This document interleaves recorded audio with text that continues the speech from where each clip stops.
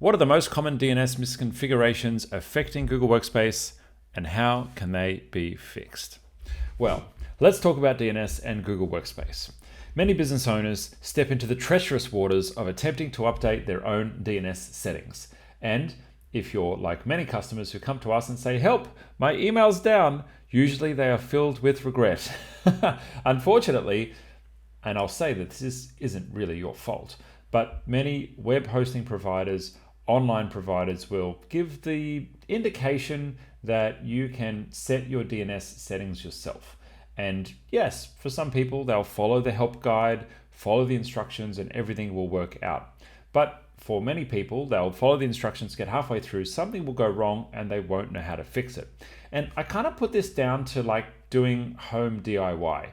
Every time I do DIY at home, I get halfway through a job and I realize I don't know if I know what I'm doing here, and I don't always know how to fix the problem. Sometimes I'm like halfway through replacing something to do with plumbing and everything's in pieces and it's not working and I don't know how to put it back together, and now I don't have a toilet to use. So that's the kind of thing we see all the time with DNS, and we end up fixing a lot of these things for customers. Usually, the most common issue is someone's trying to change web host, or someone's trying to change domain name registration provider, and they change something called the name servers. Now, the name servers, it might be ns1, ns2 dot some kind of domain.com. It might even be .yourdomain.com. They are the name servers that dictate where are the settings hosted for your DNS. Where are the records stored for your DNS? It's kind of like a listing in an address book of like, where is this domain name going to resolve to look up the settings for the domain?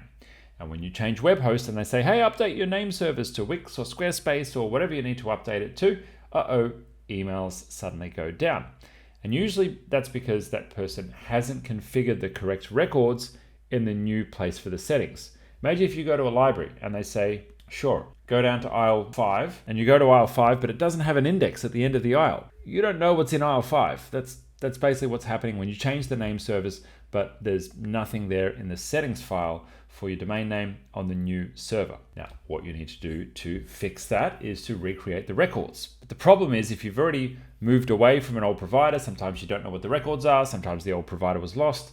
That results in emails down. Now, there are many other permutations of what goes wrong with emails. I would say that every single business that's on Google Workspace that we look at has some kind of malformed email anti-spam protection records, whether that's SPF, DKIM, or DMARC records. Something is not going to be perfectly compliant. I've made other videos on how you can check these records. You can head to itgenius.com/DNS, and that'll redirect you to a DNS tool which will help you to check each of those records.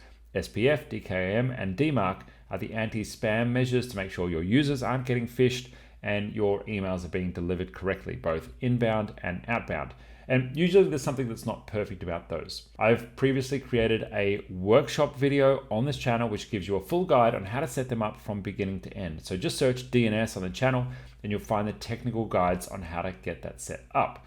But once that's set up correctly, is that everything to do with your DNS? Yeah, that's probably right. You get your anti-spam stuff right, you make sure your name servers are correct, and all should be fine. Now, if you're someone who's in the process of changing to a new web host or changing to a new DNS provider, I've got a strong recommendation for you. And I earn no money from making this recommendation. It's just good practice, and it's generally something that's helpful to business owners.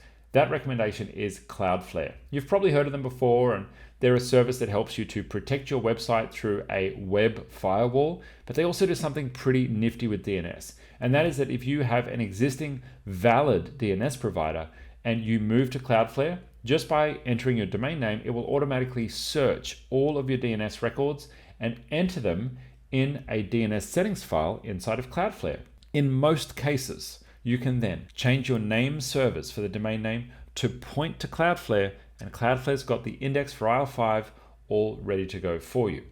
Now, Cloudflare is a free service. You can upgrade to more advanced tools if you've got a business that's got high traffic or you want access to some of the advanced features that are there. But the free plan is more than adequate for most very small businesses that just have a basic website that needs basic filtering and DNS hosting. The DNS hosting is completely free, which is great. They make their money on the small amount of businesses that upgrade to higher tier plans.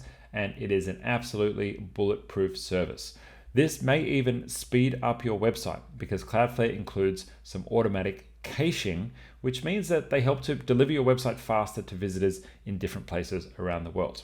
That's some of the things that can go wrong with your DNS, particularly if you're working with Google Workspace. Many people get their MX records wrong, which is the setting up of where your email should go.